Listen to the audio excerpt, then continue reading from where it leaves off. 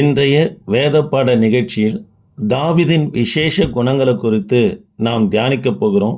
முதலாவது குணம், தேவனுடைய நம்பிக்கைக்குரியவராக தாவீது காணப்பட்டார். அப்போஸ்தலர் நடபடி புஸ்தகம் 13ஆம் அதிகாரம் 22ஆம் வசனத்தை நாம் வாசித்து பார்ப்போமானால், பின்பு கர்த்தர் அவனை தள்ளி தாவீதை அவர்களுக்கு ராஜாவாக ஏற்படுத்தி, ஈசாயின் குமாரனாகிய தாவீதை என் இருதயத்துக்கு ஏற்றவனாக கண்டேன், எனக்கு சித்தமானவைகளெல்லாம் செய்வான் என்று அவனை குறித்து சாட்சி கொடுத்தார் என்று அப்போஸ்தலனாகிய பவுல் இந்த இடத்துல சொல்லுகிறத பார்க்கிறோம்.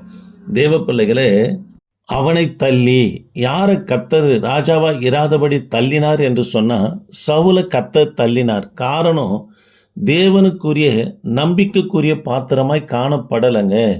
1 சாமுவேலின் புத்தகம் 15ஆம் அதிகாரம் 1ஆம் வசனத்திலிருந்து வாசித்து பார்ப்போம்னா, கர்த்தர் சவுலிடத்தில் சொல்லுகிறார், என் ஜனமாகி இஸ்ரவேலுக்கு வழிமறித்த அமலேக்கருடைய சம்பவத்தை என் இருதயத்தில் வைத்திருக்கிறேன், அவர்கள் முற்றிலுமாய் சங்காரம் பண்ணு என்று சொன்னார்.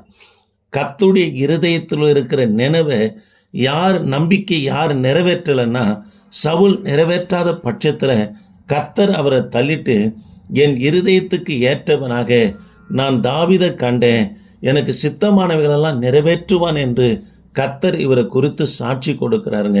தேவ பிள்ளைகளே, கர்த்தரே தாவீதை குறித்து சாட்சி கொடுக்கிற விசேஷமான ஒரு காரியம் என்னன்னா, எனக்கு நம்பிக்கைக்குரியவனாக இருக்கிறான், என் இருதயத்தில் இருக்கிறவைகளும் எனக்கு விருப்பமானவைகளும் இவன் நிறைவேற்றுவான் என்று சொல்லுகிறார். தேவ பிள்ளைகளே, கர்த்தரை ஏற்றுக்கொண்டோம், நமக்கு விருப்பமானது அல்லங்க, கர்த்தருக்கு விருப்பமானதை நாம் நிறைவேற்றுவோமானா நாமளும் தேவனுக்கு நம்பிக்கைக்குரிய பாத்திரமாக இருக்கிறோம். ஆதியாகமும் 18ஆம் அதிகாரம் 18, 19 நீங்கள் வாசித்து பார்ப்போம்னா, ஆபிரகாம் மேலே கூட கர்த்தர் நம்பிக்கை வைக்கிறார். பின்வரும் சந்ததிக்கு என் வார்த்தைகளை போதிப்பான் என்று ஆபிரகாம் மேலே நம்பிக்கையாக இருக்கிறேன் என்று சொல்லுகிறார்.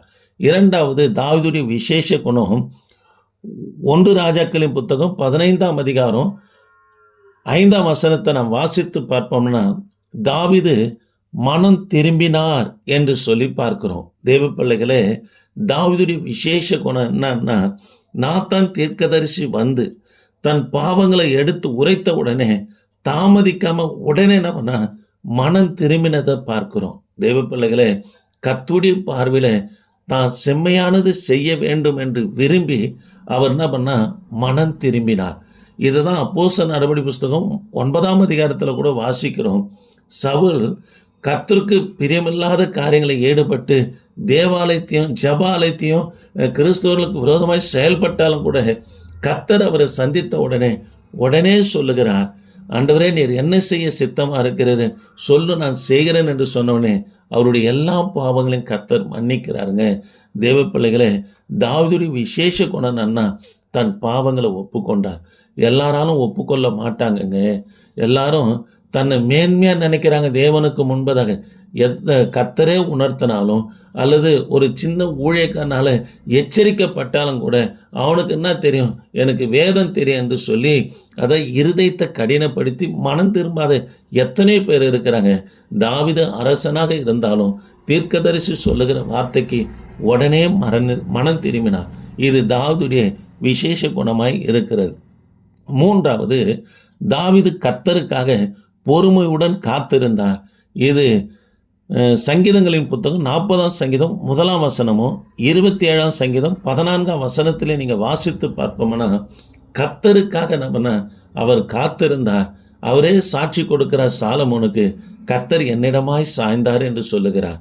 தேவ பிள்ளைகளே, கர்த்தருக்காக தாவீது காத்திருந்த நிமித்தமா தாவீதின் சத்துருவா இருக்கிற கோலியாத்துக்கோ அல்லது அப்சலோமுக்கோ அகிதோப்புலுக்கோ சவுலுக்கு கர்த்தர் சாய்ந்து போகலை.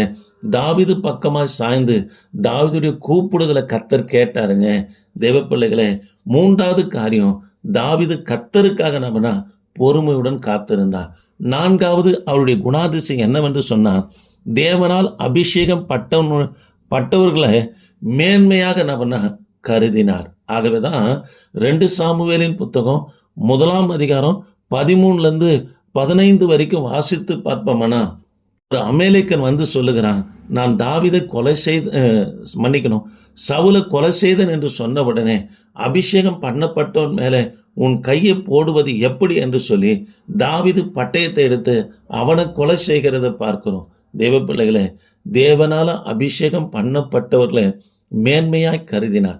சிலர் ஊழியம் செய்கிற கர்த்தருடைய பிள்ளைங்க, மூத்த ஊழியக்காரர் அல்லது ஊழியக்காரர்ல உடன் ஊழியக்காரர்ல வாடா போடா என்று சொல்றது, அவனுக்கு என்ன தெரியும், எனக்கு தான் எல்லாம் தெரியும், இப்படியெல்லாம் பேசுகிறதெல்லாம் கர்த்தருடைய பார்வையில் அப்பேற்பட்ட ஊழியக்காரங்க அருவருப்பானவங்க. தேவ பிள்ளைகளே, தேவனால அபிஷேகம் பண்ணப்பட்டு ஒரு நாட்கள்ல சவுல் காணப்பட்டார். 10 வருஷம் தாவீதை துரத்தினார். தாவீதுடைய உயிரை எடுக்கிற வரைக்கும் ஓய மாட்டேன் என்று ஈட்டியை பிடித்து கொண்டு தாவீதை பின்தொடர்ந்த ஒரு மனுஷன். ஆனாலும் தாவீது சொல்லுகிறார், அவர் தேவனால அபிஷேகம் பண்ணப்பட்டவர் என்று மேன்மையாக நபனா கருதினார். தாவீதுடைய குணாதிசயங்களை குறித்து நாம் பார்த்தோம். தொடர்ந்து இவைகளை கேட்போம். சப்ஸ்கிரைபர் பண்ணுங்க. கர்த்தர் உங்களை ஆஸ்வதிப்பார். ஆமேன். Praise the Lord.